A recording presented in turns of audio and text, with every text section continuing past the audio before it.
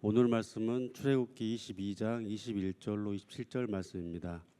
다 함께 봉독하시겠습니다. 너는 이방 나그네를 압제하지 말며 그들을 학대하지 말라. 너희도 애굽 땅에서 나그네였음이라. 너는 과부나 고아를 해롭게 하지 말라. 내가 만일 그들을 해롭게 함으로 그들이 내게 부르짖으면 내가 반드시 그 부르짖음을 들으리라. 나의 노가 맹렬함으로 내가 칼로 너희를 죽이리니 너희의 아내는 과부가 되고 너희 자녀는 고아가 되리라. 내가 만일 너와 함께 한 내 백성 중에서 가난한 자에게 돈을 구워주면 너는 그에게 채권자같이 하지 말며 이자를 받지 말 것이며 내가 만일 이웃의 옷을 전당 잡거든 해가 지기 전에 그에게 돌려보내라. 그것이 유일한 옷이라. 그것이 그의 알몸을 가릴 옷인즉 그가 무엇을 입고 자겠느냐. 그가 내게 부르짖으면 내가 들으리니 나는 자비로운 자임이니라. 아멘. 하나님의 말씀입니다. 자, 이제 오늘은 79주년 광복 기념주일입니다. 매주 이어지는 출애굽기 말씀, 이 말씀을 가지고 아직 이루어지지 않은 광복, 아직 이루어지지 않은 광복. 당연히 우리가 광복의 기쁨을 나누지만 조금 무거운 마음으로 아직 이루어지지 않은 광복이라는 제목으로 말씀을 나누겠습니다. 우리가 79주년 광복이 되었지만 아직 이루어지지 않은 광복이라는 제목과 같이 아직 이루어지지 않은 게 있어요.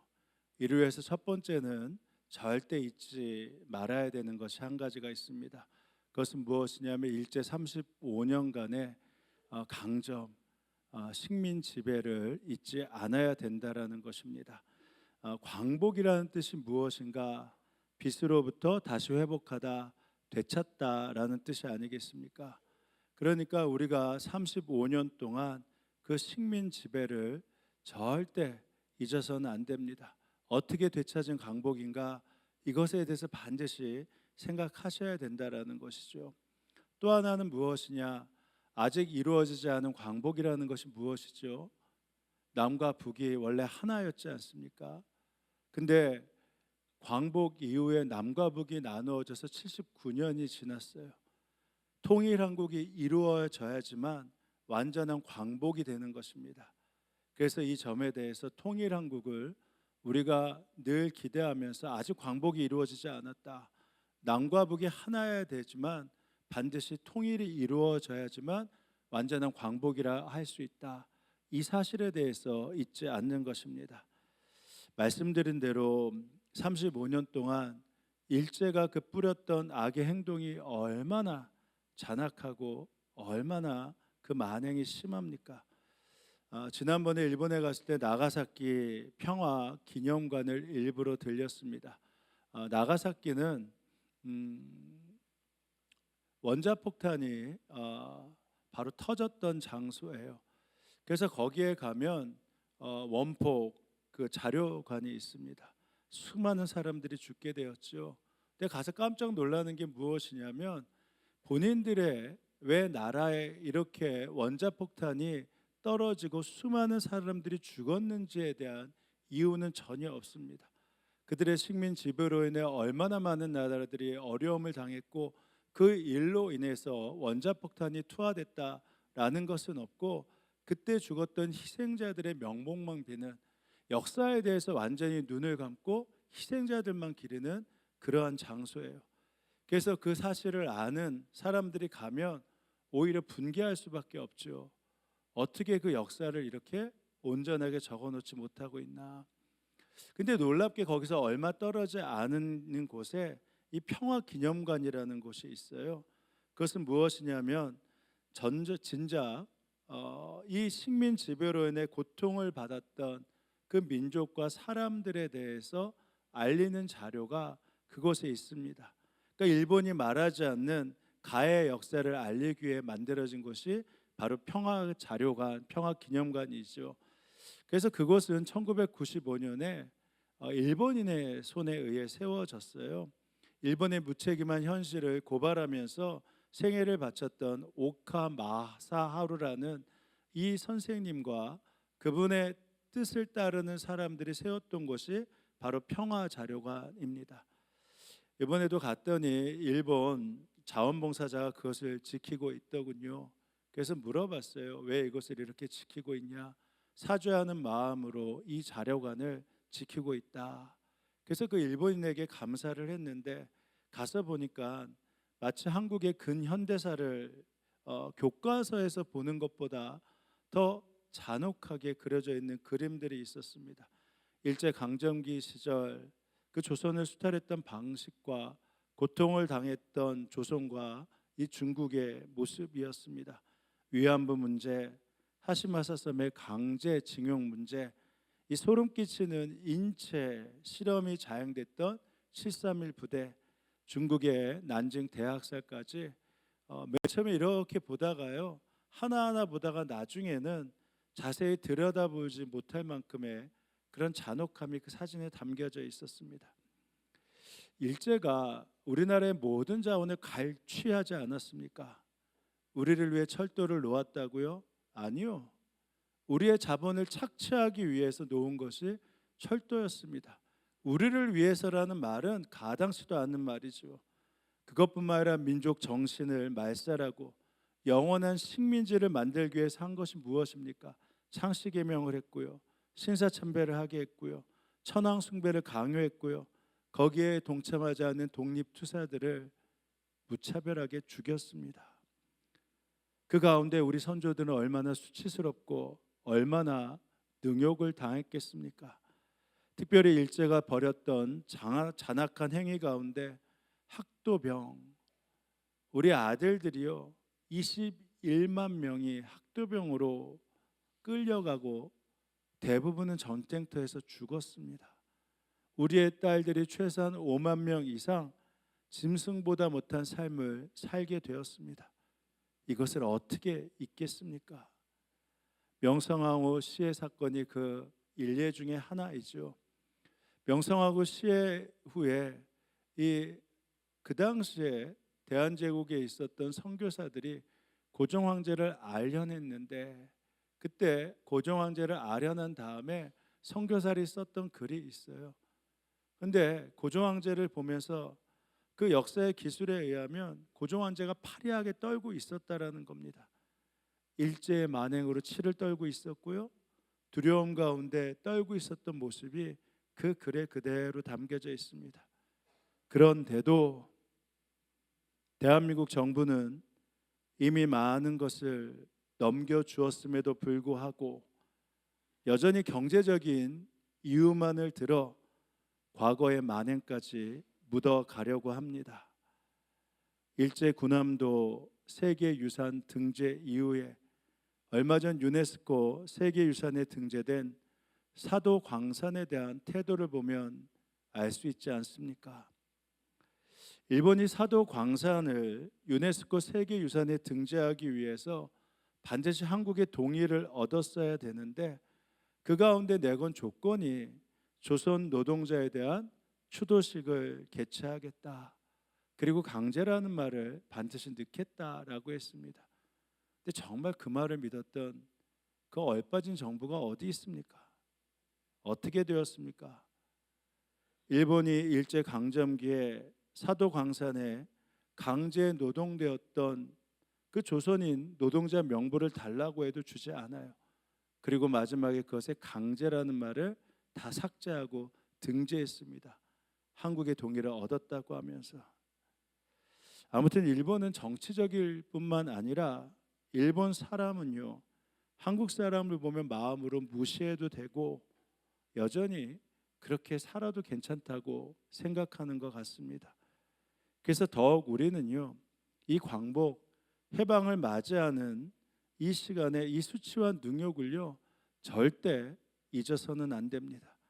그래야만 앞으로도 주권을 빼앗기지 않을 수 있습니다. 하나님께서 이스라엘을 출애굽시킨 다음에 이스라엘 백성들에게 강조하신 것이 뭔지 아십니까? 잊지 말아라는 거예요. 너희들이 애굽에서의 이 노예 종살이를 절대 잊지 말아야 된다. 그 수치와 능욕을 절대 잊지 말아야 된다 라고 말씀하시면서 심지어 하신 것이 무엇이요? 유월절이라는 절기까지 만들었어요. 이것을 반드시 지키면서 그 이유가 뭐냐? 너희들이 이집트에서 종되었던 거 절대 잊어서는 안 된다. 그렇게 하나님이 말씀하셨단 말입니다. 역사를 잊으면 그 다음 똑같은 일이 되풀이되거든요. 여러분의 아들, 딸들이 여러분에게 이 예식, 유월절이 무엇입니까? 어떤 뜻입니까? 하고 물을 것이다. 그러면 여러분은 그 아들, 딸들에게 이것은 하나님께 드리는 유월절 제사다. 그것이 무엇이냐? 이집트에서 너희를 살리며 구원하신 날이다. 이것을 반드시 기억시키게 하셨습니다. 출애굽기 13장에도 또 말씀하셨어요. 모세가 백성에게 선포하였다. 당신들은 이집트에서 곧 당신들이 종살이하던 집에서 나온 이 날을 기억하십시오. 하나님께서 강한 손으로 거기에서 당신들을 이끌어낸 날이니 누룩을 넣은 빵을 먹어서도 안 됩니다. 그날은 수치와 모멸을 생각하면서 맛있는 빵도 먹지 말라는 거예요. 그래야지만 잊지 않는다라는 것입니다. 여러분, 그렇기 때문에 잊어서는 안 돼요. 두 번째는 또 잊지 말아야 되는 게 무엇이라고 했죠? 남과 북이 원래 하나였다. 이 사실을 잊지 않으셔야 됩니다. 일제로부터 주권을 되찾았지만 남과 북이 분단되어 전 세계 유일하게 분단 국가로 79년이 계속되고 있습니다. 오히려 점점 체제가 달라지면서 극단적인 두 나라가 되었죠. 그렇지만 오늘 광복 기념주일 이 의미를 기억한다면 우리가 하나였다. 체제가 다르고 극단적으로 나아가지만 우리가 원래 하나였다. 이 사실을 잊어서는 안 된다는 것입니다. 해방 이후의 역사적 아픔이 무엇이죠? 여전히 독립된 나라가 되지 못했다는 것 아니겠습니까? 해방의 시작서부터 그렇습니다. 이 대한제국, 이 대한민국, 이 땅의 염원이었던 해방이 이루어지고 나면 그것의 주권을 의미하는 태극기가 바로 광복 이후에 조선 총독부에 걸렸어야 되는데 바로 개항되지 못했습니다. 일본군이 미군에 올 때까지 치안을 유지해야 됐기에 독립되었음에도 불구하고 9월 8일까지 바로 그것에 일장기가 걸려 있었고요. 미군이 이 땅에 진주하고 조선 총독의 항목 문서가 서명된 9월 9일부터는 이 땅의 주권을 상징한 태극기가 아니라 이 땅을 통치하는 성조기가 걸리게 되었습니다. 이처럼 해방이 되자마자 당시 소련과 미국이 38선을 만들어 남쪽은 미국이, 북쪽은 소련이 신탁 통치를 하게 되었죠.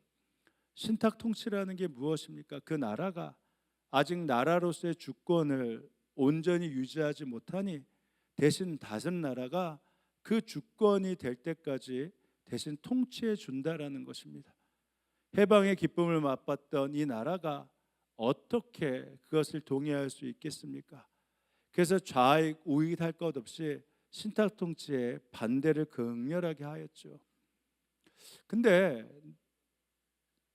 정말 가슴 아프게 1945년 12월 16일 모스크바 삼상회의에서 신탁 통치안이 가결된 다음에 바로 불과 한 달 뒤인 1946년 1월 북한의 김일성은 이 반탁에서 찬탁으로 돌아서게 되었습니다. 왜냐하면 북한의 내각을 구성하는 것을 이 소련과 합의했기 때문이죠. 그래서 북한이 단독 정부를 1946년 2월 8일 날 구성하면서 김일성이 주석이 되고 자기의 동생을 김영주를 부주석에 앉혔습니다. 그리고 난 다음에 정말 기가 막힌 일들이 있었죠. 일제로부터 독립이 되었는데 이 북한, 이 정부의 중요 인사들이 다 친일파로 구성이 됐다라는 것입니다. 일제 부역자들, 당시 일제 임전 대책 협의였던 홍명일을 부수상으로 했고요. 일제 중추원의 참의였던 장원근을 사법부장으로, 일제 도의원이었던 강양욱을 상임위원장으로 세우는 등 이 북한의 초대 정권의 주요 인사들은 다 친일파였습니다. 그로 인해서 북한 정부가 세워지니 남한도 단독 정부를 구성할 수밖에 없었는데 1948년 5월 10일 날 재헌국회가 시작되면서 이 대한민국은요 항일 운동가로 내각이 구성되게 되었습니다. 친일 부역자들에게 나라를 맡길 수 없었죠. 그래서 이 그림에서 보시는 것처럼 재헌국회를 통해 시작된 대한민국의 초대 내각은 상해 임시정부 내무총장이었던 신익희가 국회의장에, 항일 변호사이면서 신간의 중앙집행위원장이었던 김병로가 대법원장에, 상해 임시정부 법무 재무총장이었던 이시영이 부통령에, 광복군 참모총장이었던 이범석이 국무총리 겸 국방장관에, 광복군 총사령관이었던 지정천이 무임소 장관에, 항일 변호사였던 이인이 법무장관에, 항일 교육자였던 안호상이 문화교육부 장관에, 독립운동가였던 우리가 자른 조봉암이 농림부 장관에 임명되었습니다. 그래서 처음에 이 대한민국의 초대 내각은요 다 항일 인사로 구성되었어요. 그러나 불행하게도 이승만 정권 12년 동안에 친일 인맥이 30% 증가하게 되었죠.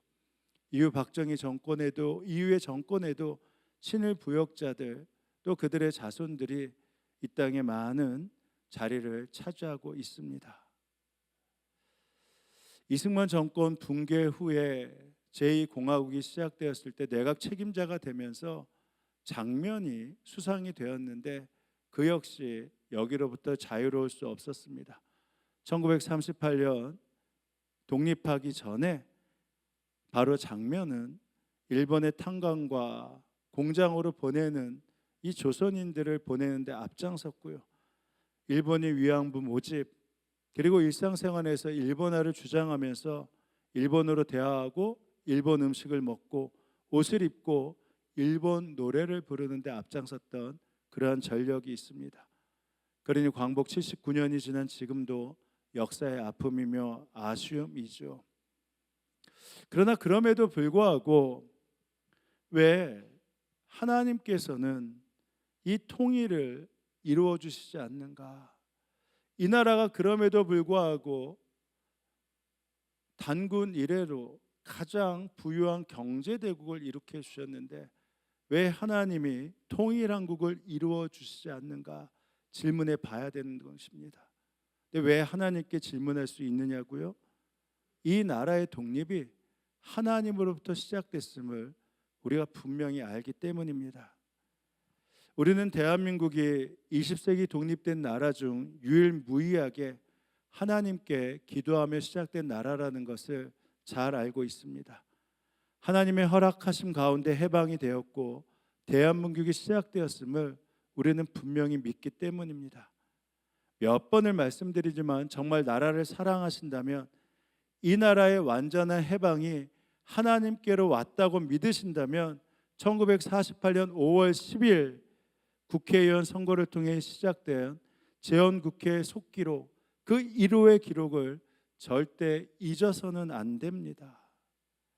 당시 재헌국회 의장이었던 이승만 박사는 다음과 같은 개회사로 재헌국회를 시작하죠. 우리나라 국회 속기록의 1호의 문장입니다. 첫 마디가 이렇습니다. 대한민국 독립민주국 제1차 회의를 여기서 열게 된 것을 우리가 하나님께 감사해야 할 것입니다. 교회에서 한 것이 아니에요. 이 나라 국회의원이 처음 뽑히고 그 국회가 시작되었을 때 이승만 박사가 처음에 시작한 게 바로 하나님께 감사하면서 시작됐습니다. 그러고 나서 이렇게 이어가요. 종교 사상을 무엇을 가지고 있든지 당신들이 기독교인이든 그렇지 않던 간에 누구나 오늘을 당해 사람의 힘만으로 된 것이라고 우리는 자랑할 수 없습니다. 이것이 우리의 힘으로 독립되었다고 말할 수 없는 것 아니겠습니다. 그러므로 하나님께 기도드리지 않을 수 없습니다. 그러고 나서 재헌국회 국회의원들에게 여기에 동의하십니까? 라고 묻습니다. 그때 동의가 이어져요.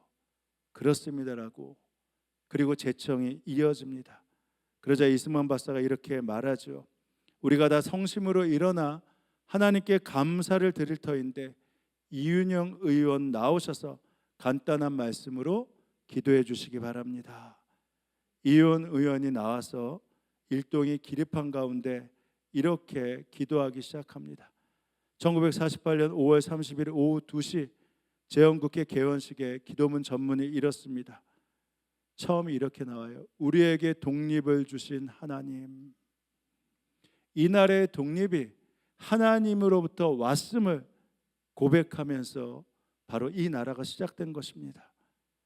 우주와 만물을 창조하시고 인간의 역사를 섭리하신 하나님, 이 민족을 돌아보시고 이 땅에 복을 내리셔서 감사에 넘치는 오늘에 있게 하심을 진심으로 감사합니다. 하나님께서 오랜 세월 동안 이 민족의 고통과 호소를 들으시고 정의의 칼을 빼셔서 일제의 폭력을 굽히셨으며 세계인의 양심을 움직이시고 이 민족의 염원을 들으심으로써 역사적인 환희의 날이 우리에게 오게 하시고 하나님의 섭리가 세계 만방에 드러나게 하셨음을 믿습니다. 그러고 나서 이렇게 이야기해요. 그러나 아직 완전한 광복이 이루어지지 않았습니다. 하나님, 아직까지도 남북이 둘로 갈린 이 민족의 고통과 수치를 씻어주시고 우리 민족, 우리 동포가 손을 잡고 웃으며 노래 부르는 날이 우리 앞에 속히 오게 해주시기를 기도합니다. 그 기도 가운데 남과 북이 여전히 하나 되어지 못했기 때문에 완전한 광복이 이루어지지 않았다. 하나님, 민생의 도탄이 오래갈수록 이 땅의 악마의 권세만 확대될 것이오니 거룩하신 하나님의 영광이 속히 이 땅에 임하게 하시기를 원합니다. 우리에게 독립을 주신 하나님, 이제는 남북의 통일을 주시고 또한 민생의 복락과 아울러 세계 평화를 허락해 주시기를 원합니다. 우리 주 예수 그리스도의 이름으로 기도합니다. 아멘.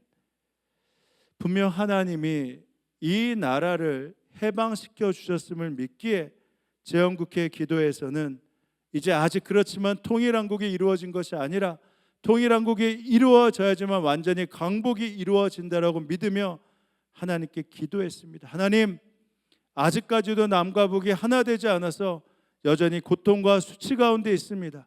이 민족이 하나 되어 손을 잡고 웃으며 노래하는 그날이 완전한 광복입니다.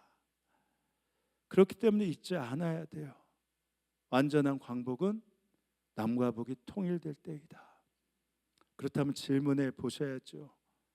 광복을 하나님이 주셨다면 통일도 하나님이 주셔야 되는데 왜 이렇게 자꾸만 통일을 미루시는 걸까? 혹시 우리가 아직 통일을 이룰 준비가 되지 못해서 그런 것 아니겠습니까? 자원도 없고 열강들의 틈바구니 속에서 2024년 대한민국의 현재를 보십시오.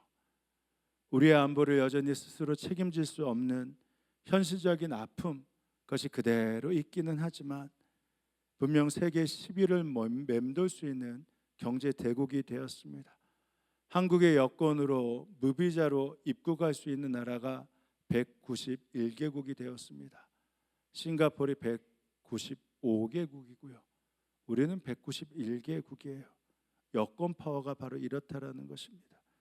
게다가 한류가 K-팝을 넘어서 이제는 K-푸드 그리고 K-방산까지 전 세계를 강타하고 있습니다. 이제는 어디 가도 한국말을 우리가 하는 것이 아니라 그 나라 사람들이 하는 것을 심심치 않게 들을 수 있습니다. 그리고 많은 사람들이 이 대한민국에 와서 놀랄 만큼 놀라는 것이 치안이 안전하다는 것입니다. 이토록 놀라운 성장을 주신 이유가 무엇일까요? 우리만 잘 살라고요? 아니요. 이제는 너희들이 이것을 가지고 그릇을 넓혀서 서로 사랑하고 이해하고 배려하고 수용하고 섬기는 나라가 되어야 함을 말씀하기 위해서 바로 이 모든 은혜를 주신 것 아니겠습니까? 역사적 흐름을 보십시오. 이 나라가 어떻게 잘 살게 되었습니까? 1948년 8월 15일 이 대한민국 정부가 수립되고 난 다음에 이승만 정부가 들어서면서 몇 가지 개혁을 했어요. 이 중학교 때 제가 한국사를 배우면서 기억나는 게 이승만 정부가 제일 잘했던 것이 토지 개혁, 농지 개혁이라고 들었습니다. 지금도 기억을 하고 있어요. 필리핀의 에드워드 타템 교수가 이렇게 말하더군요. 왜 필리핀은 여전히 1960년에 머물러 있고 대한민국은 경제적으로 발전하면서 이제는 대단한 나라가 되었나? 그 이유가 첫 번째가 바로 농지개혁, 토지개혁의 유무, 실패의 유무에 달려 있었다. 1960년 1인당 GDP가 대한민국이 79달러, 필리핀이 254달러였습니다. 작년 2023년 대한민국의 GDP는 1인당 GDP는 3만 6천 달러, 필리핀은 3,800달러에 불과했죠. 남과 북이요 실은 다 토지개혁, 농지개혁을 했어요. 북한이 먼저 했습니다. 북한의 토지개혁은, 농지개혁은 1946년이에요. 신탁통치 찬성 후 바로 이루어졌는데 어떻게 했냐면 이 김일성 정권이 그 토지를 다 빼앗았어요. 그리고 나서 그 정권이 그 땅을 소유하고 인민들에게 땅에서 경작하도록 했습니다. 단 인민은 그것을 소유할 수도 없고 팔 수도 없다. 그 땅을 담보로 자본을 얻을 수도 없고 기술력을 획득할 수도 없다. 그 땅에 있어야 되기 때문에 함부로 이주해서는 안 된다. 이것이 농지개혁, 토지개혁이었습니다. 왜냐하면 그것은 바로 공산주의였기 때문입니다. 이게 전형적인 공산주의의 개혁이었죠. 근데 이승만의 토지개혁은 그로부터 3년 후 1949년에 시작되었는데 이 재헌국회에서 제정을 했어요. 근데 어떻게 했냐면 소장농이 실제로 토지를 소유할 수 있는 자본주의의 개혁이었습니다. 지주들에게 15,000평 정도의 땅을 소유하게 하고 난 다음에 나라가 그 땅을 샀어요. 그러고 난 다음에 그 땅을 소작하고 있던 백성들에게, 우리 국민들에게 바로 그것을 팔았죠. 그리고 나서 그 땅에서 5년 동안 그 빚을 갚게 하면서 그 소유를 바로 소작농들이 갖게 했습니다. 그래서 농지개혁 이후에 1945년 자작농의 비율이 14%였는데 1951년에 72%까지 자작농, 바로 자기의 땅을, 농지를 소유할 수 있었죠. 이 토지개혁이 완수된 것이 1950년 6.25 이 남침, 바로 이것이 터지기 2개월 일입니다. 위키백과에 보니까 저도 처음 한 사실인데 이렇게 적혀 있더군요. 농지개혁으로 남한 사람들의 동요를 막아 한국 전쟁이 발발했음에도 불구하고 공산화를 방지하는 결과를 낳았다. 이게 무슨 말인가? 다른 사료들도 찾아보니 이게 유의미한 글이었습니다. 이 농지개혁 2개월 후에 자기 땅을 소유했잖아요. 그리고 6.25가 터졌어요. 근데 생전 처음으로 자기 땅을 소유하게 됐습니다.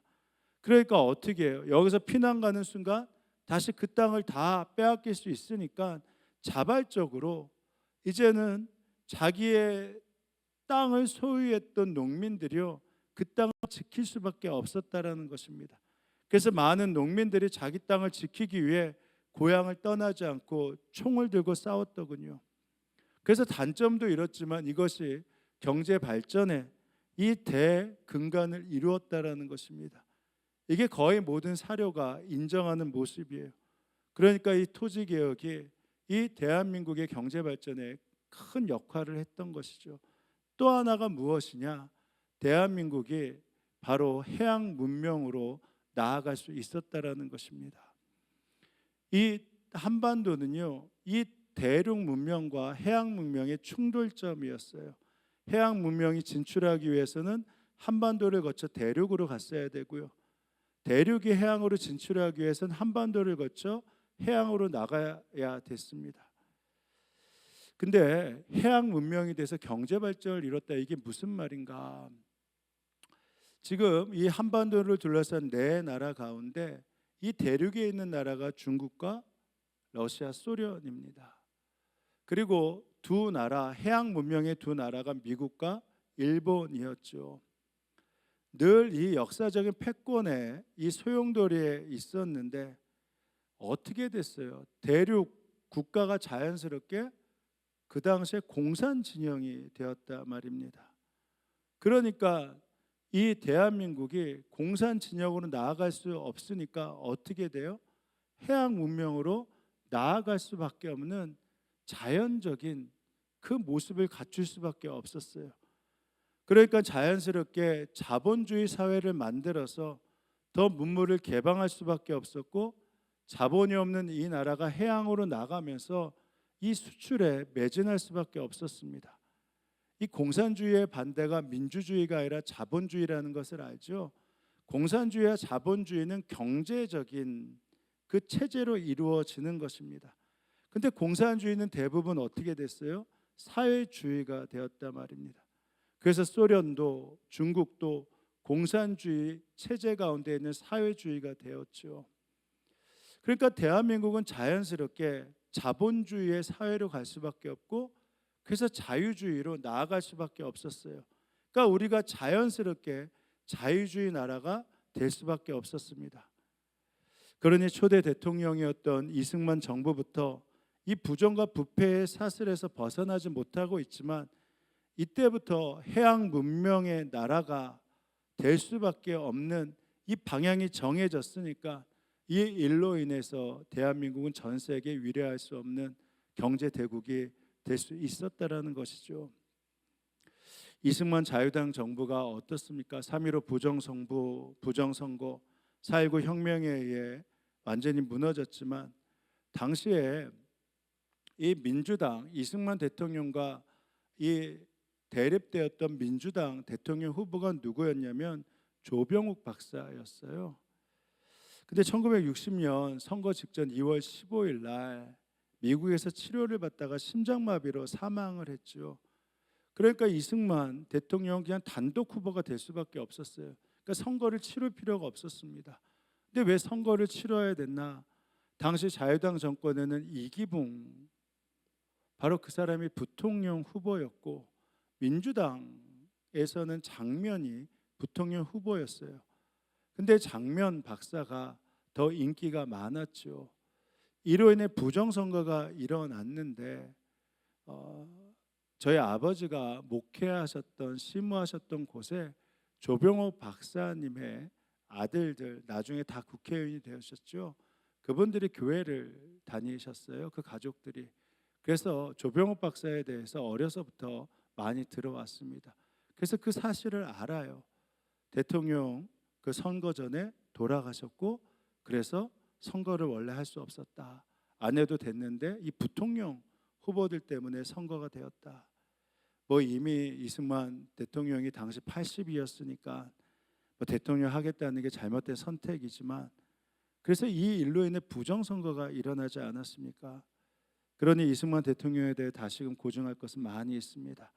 그러나 그럼에도 불구하고 1954년 4.4 5.입 개헌과 부정선거 역시 나라의 책임자였던 이승만 대통령이 모든 책임을 져야 되기에 여기에 대해서는 부인할 수 없는 사실이죠. 그럼에도 불구하고 이 정치적 부패와 혼돈이 여전히 이어지고 있지만, 하나님께서는 이 나라를 가장 유복한 나라가 되게 하셨습니다.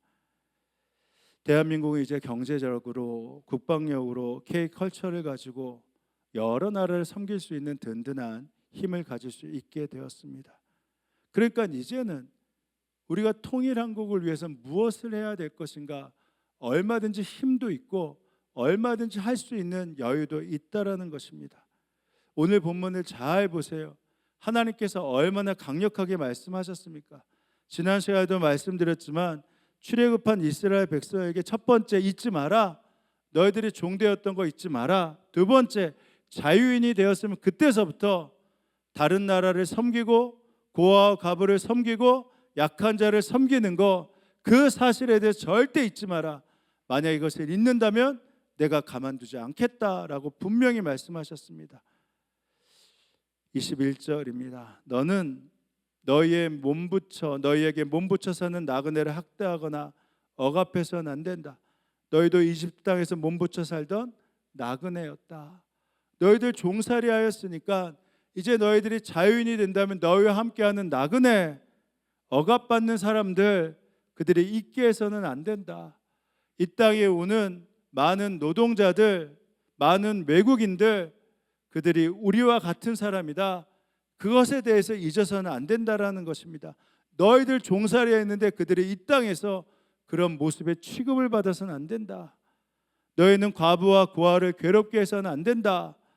너희가 그들을 괴롭혀서 그들이 나에게 부르짖으면 나는 반드시 그들의 부르짖음을 들어주겠다. 우리가 도와야 되는데 돕지 않는데, 그래서 그들이 부르짖는다면 하나님이 우리의 기도를 듣는 것이 아니라 그들이 어떠함에 상관없이 그들의 기도를 들으시겠다는 것입니다. 심지어 이렇게 말씀하세요. 나는 분노를 터뜨려 너희를 칼로 죽이겠다. 그렇기 때문에 너희 아내는 과부가 될 것이며 너희 자식들은 고아가 될 것이다. 하나님이 말씀하신 거예요. 너희들 그러면 다시 종살이 하게 될 거야. 너희들 그러면 다시 어렵게 될 거야. 그때 가서 깨닫지 말고 지금 힘을 주셨을 때, 지금 자유인이 되었을 때 그 사실을 잊지 말고 섬겨야 돼. 도와야 돼. 너희가 너희 가운데 가난하게 사는 나의 백성에게 돈을 꾸어 주었으면 너희는 그에게 빚쟁이처럼 재촉해서도 안 되고 이자를 받아서는 안 된다. 도와주었으면 갚을 때까지 기다리라는 거예요. 왜? 너희는 그만한 여유가 있으니까. 너희가 정녕 너희 이웃에게 겉옷을 담보로 받거든 해가 지기 전에 그에게 돌려주어야 된다. 그가 덮을 것이라고는 오직 그것뿐이다. 아니, 옷을 담보로 받고 난 다음에 돌려주면 그냥 손해 보는 거잖아요. 그렇게라도 하라는 겁니다. 그들을 살리는데 절대 뒤로 물러서는 안 된다라는 것이죠. 그들이 어떠함에 상관없어요. 속였든지 어떠하든지 자기의 겉옷을 맡겼으면, 그것 때문에 돈을 빌려주었으면 그 다음에 그들이 죽지 않게 그 옷을 다시 줘야 된다라는 것입니다. 손해보는 거 신경 쓰지 말라는 거예요. 내가 다 채워줄 것이니까. 마찬가지이죠. 대한민국 경제 성장 우리의 만족으로 돼서는 안 됩니다. 정신이 살아있는 나라, 다른 이들을 복되게 하는 나라, 생명과 평화가 넘실거리는 나라, 그것을 만드는데 앞장서는 나라가 되어야 되는 거, 이건 한시도 포기해서는 안 됩니다. 평화라는 게 뭐예요? 바로 함께 입을 나눌 수 있고 마음을 나누고 싶은 마음이 드는 것, 바로 그것이 평화잖아요. 나의 존재가 있음, 그것이 괜찮은 것이고 상대의 존재가 있음도 괜찮은 것입니다. 바로 그것이 평화라는 거예요. 그런 의미에서 북한을 어떻게 바라봐야 하죠? 북한은 분명히 우리의 적입니다. 북한은 아나무인이고 부담스러운 존재입니다. 김정욱 목사, 김국기 목사, 최춘기 선교사, 장문석 집사님 등 6명을 석방시키지 않고 여전히 억류하고 있고, 본인들의 어려우면 뻔뻔하게 지원해 달라고 하다가 마음에 안 들면 쌍욕을 하고 미사일을 쏩니다. 대포를 보고 핵무기를 퍼뜨리겠다고 난리도 아닙니다. 그런데 그럼에도 불구하고 절대 잊어서는 안 되는 게 무엇이죠? 마음을 넓혀야 합니다. 북한이 여전히 우리의 형제요, 동족이요, 반드시 남과 북의 통일을 이루어야 될 주체라는 사실, 이 사실을 잊어서는 안 되는 것입니다. 역사의 주관자이신 하나님이라면, 그것을 믿는다면, 그 하나님이 우리의 많은 부족함에도 불구하고 이렇게 대한민국을 만들어 주셨다면 그것을 자랑할 것뿐만 아니라 우리가 손해 보더라도 북한이 무거운 짐, 거추장스러운 짐, 없어져야 하는 짐이 아니라 반드시 통일한국을 만들어 가야 할 허락하실 기쁨의 짐이다. 우리가 당연히 같이 짊어져야 될 바로 민족이라는 사실, 이 사실을 잊어서는 안 됩니다. 북한은 가뜩이나 최악의 식량난으로 300만 톤 이상의 곡물이 부족하다고 하죠. 게다가 29년 만에 대홍수로 인해 압록강 그 지역에 1,500명 이상이 수몰되고 죽었습니다. 그것이 아파야 돼요. 그것이 아파야 됩니다. 그들의 정권이 아닌 우리가 책임져야겠다라는 마음을 가져야 됩니다. 그냥 그렇구나. 다른 나라는 넘긴다 하더라도요, 우리가 그 소식을 접하면 그것을 다시 한번 살펴보면서 아파야 합니다. 생각해 보세요. 북한의 악의 축을 제외하고, 북한 3대 세습 정권을 제외하고 98%는요 우리가 도와야 할 북한 사람들이란 말입니다. 얼마 전에 북한 대사관 참사했던 리울규를 비롯해서 이 대한민국에 3만 5천 명 이상의 탈북민들이 있죠. 그들에 대한 마음이 어떠해야 됩니까? 이들이요 자유민주주의의 체제에서 온 외국인들보다 이 체제가 더 힘들다는 거 아십니까? 이들은 지금 두 체제를 살고 있어요. 그들은 공산주의와 사회주의 체제 가운데 있다가 지금 이 나라는요 자유주의와 민주주의 체제 가운데 있다 말입니다. 늘 그렇게 살다가 이 체제에 어떻게 적응을 하겠어요? 이 체제를 겪는 것이 얼마나 어렵겠습니까? 그러니까 해외에서 이 자본주의 체제, 민주주의 체제에 있었던 분들이 이 나라에 적응하는 것보다 공산주의, 사회주의에 있었던 같은 동포지만 그들이 이 땅에서 견뎌내고 이 땅에서 살아가기가 얼마나 혼돈스럽고 어렵겠습니까? 그러면 어떻게 해야 되죠? 그들이 이 땅에 적응할 때까지 왜 이것도 못해? 왜 경쟁도 못해? 왜 이렇게까지 살지 못해? 라고 하는 것이 아니라 그들을 바라보며 돕고 기다리고 함께해야 된다는 것입니다. 그들을 품어내면서 그들이 함께하면서 그들에게 이제는 이곳에 왔으니까 이 체제를 받아들이고 견뎌내야 해. 그때까지 우리가 함께 견뎌줄게. 그때까지 우리가 함께할게 하면서 다시 이 체제 안에 견뎌낼 수 있는 그 힘을 키워줘야 된다 말입니다. 그래야지만 남과 북이 이루어졌을 때 체제가 다른 두 나라가 어떻게 통일이 된다고 해서 하나 될 수 있겠습니까? 공산주의, 사회주의 가운데 있었던 그들이 이곳에 와서 자본주의와 자유주의와 민주주의를 겪게 된다면 어떻게 견뎌낼 수 있겠습니까? 이들이 이렇게 견뎌냈잖아. 이미 통일한국을 이룰 수 있도록 이들을 보내셨고 이들이 견뎌냈으니까 이렇게 하면 되는 거야. 견뎌낼 마음 있으면 얼마든지 할 수 있어. 그렇게 된다면 바로 통일한국이 이루어졌을 때 얼마든지 그 선례를 가지고 함께 할 수 있는 바로 그 나라를 만들 수 있다라는 것입니다. 저는 말씀을 전하면서 확신하는 것이 이 마음만 있다면 역사의 주관자이신 하나님이 독립을 허락하신 하나님이시라면 반드시 전쟁 없이 통일한국, 바로 통일한국을 이루어 주실 것입니다. 이제 말씀을 마칩니다. 그래서 우리의 책임이 커요. 한국 교회가 없고 한국 성도가 없으면 통일을 이룰 사람이 없다라는 것입니다. 한평생 민족 복음화에 앞장섰던 돌아가신 김중건 목사님 말씀 가운데 그 답을 얻을 수 있지 않습니까? 목사님, 당신이 모든 문제에 대한 답이 딱 하나라는 거 그거 알고 계셨잖아요. 누가 100가지 질문을 하더라도 1000가지, 10,000가지 질문을 하더라도 나는 대답이 하나다. 이렇게 말씀하시지 않았습니까? 그 대답이 무엇입니까? 예수 그리스도. 인생은 어떻게 살아야 하나요? 예수 그리스도. 자녀들을 위해 무엇을 해야 하나요? 예수 그리스도.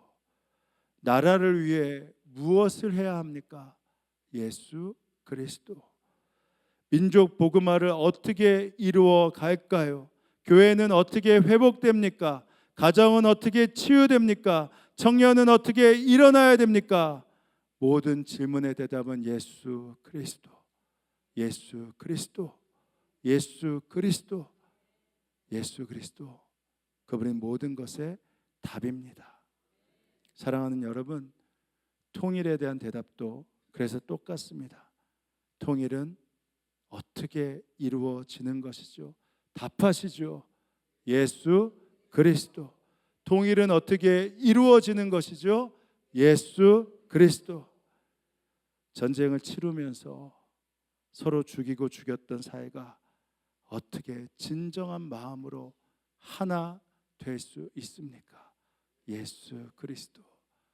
그 십자가 복음이, 십자가 정신 외에는 어떤 것도 불가능하다는 것입니다. 잊지 마십시오. 일제의 만행 잊어서는 안 됩니다. 절대 넘어가서는 안 됩니다. 또 하나, 우리가 원래 하나였다. 남과 북이 하나였다.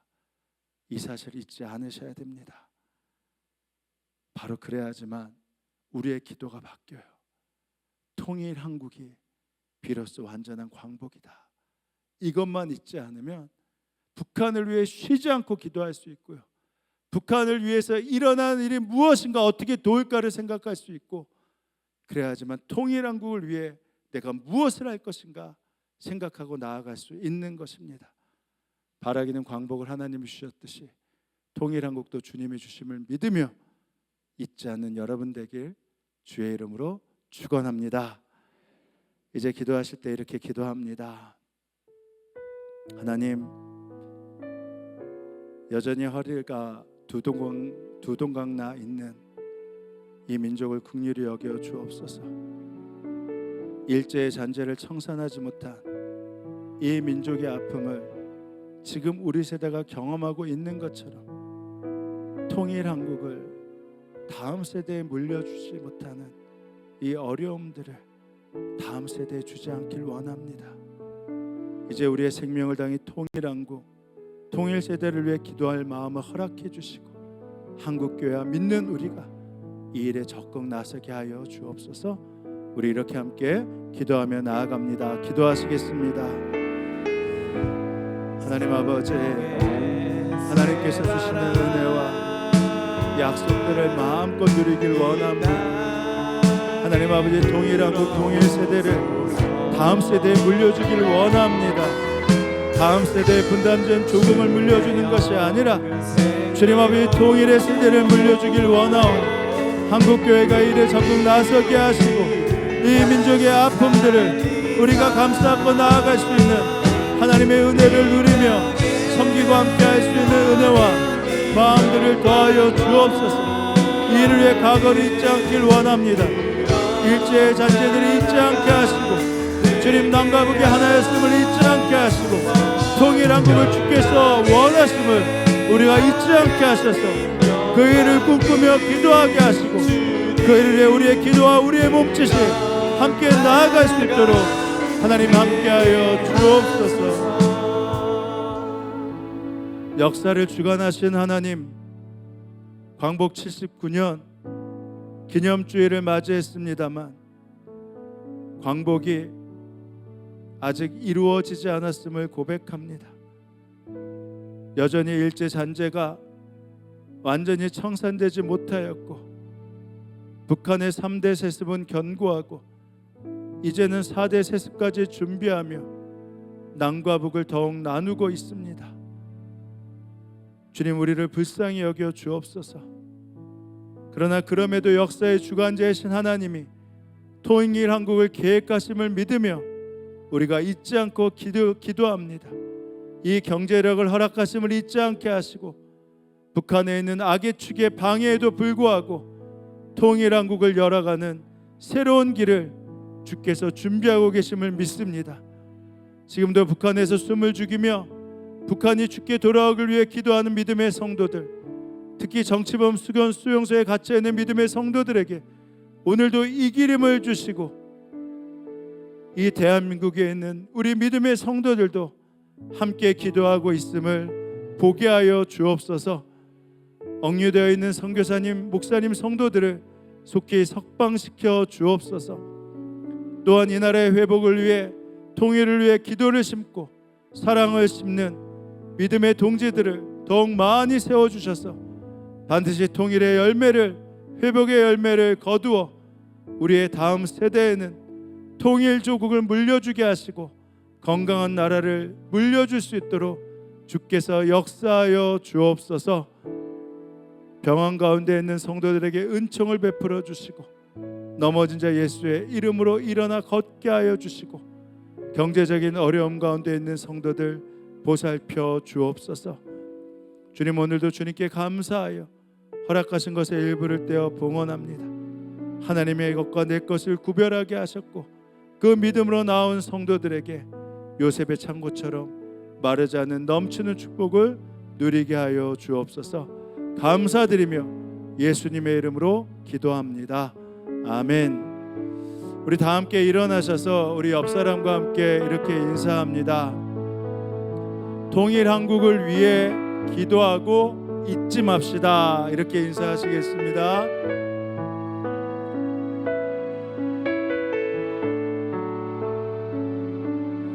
광복 기념 주일마다 동과서 남과 북, 한라에서 백도까지 하나님의 역사가 임하길 바라고, 그러고 나서 저희가 애국가를 제창을 합니다.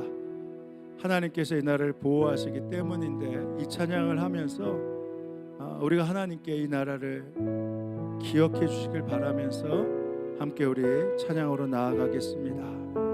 이 땅의 동과서 남과 북,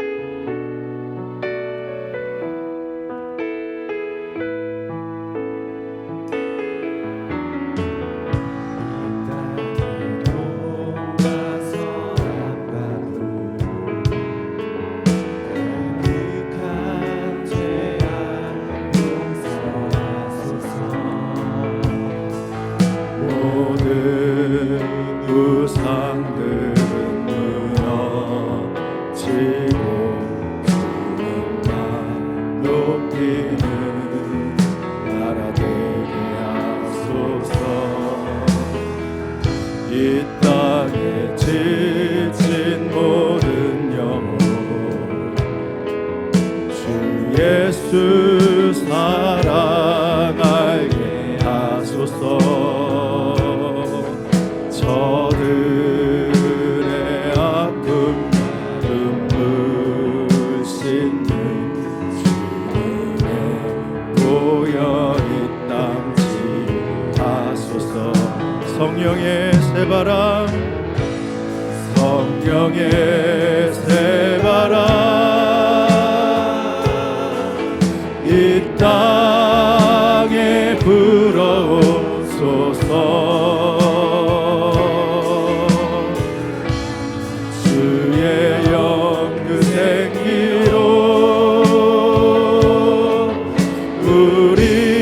우리를 다시 살리사 이 땅에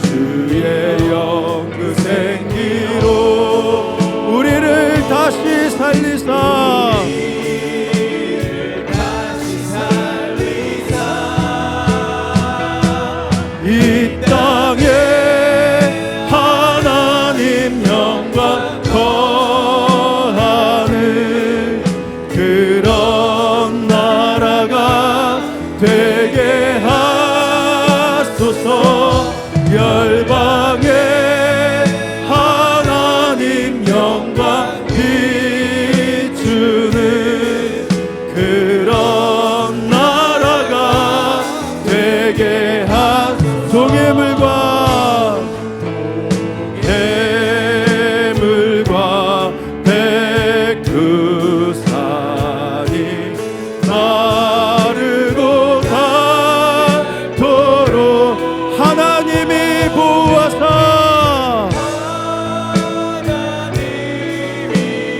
보호하사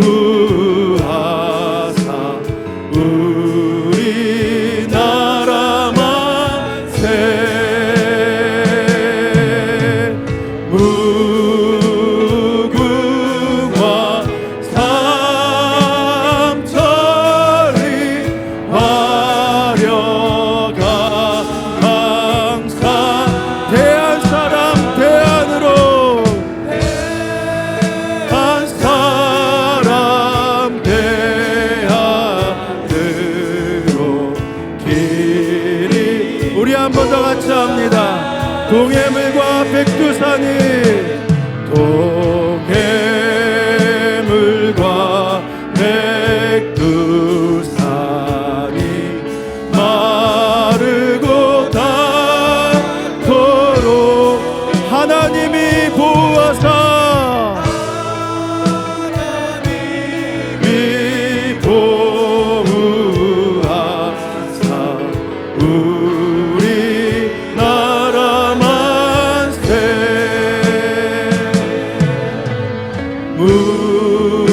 무궁화 삼천리 화려한 항상 대한 사람 대한 사람 대한으로 길이 보전하세. 살아계신 주님, 역사의 주관자이신 하나님, 이 나라의 민족을 맡아주시고 통일한국을 속히 이루어 주옵소서. 지금은 성부, 성자, 성령 삼위일체 하나님의 은혜와 역사가 이 예배에 함께한 성도들 머리머리 가운데, 그들의 가정과 일터와 이 민족 가운데 지금으로부터 영원히 함께하옵시기를 간절히 축원하옵나이다. 아멘.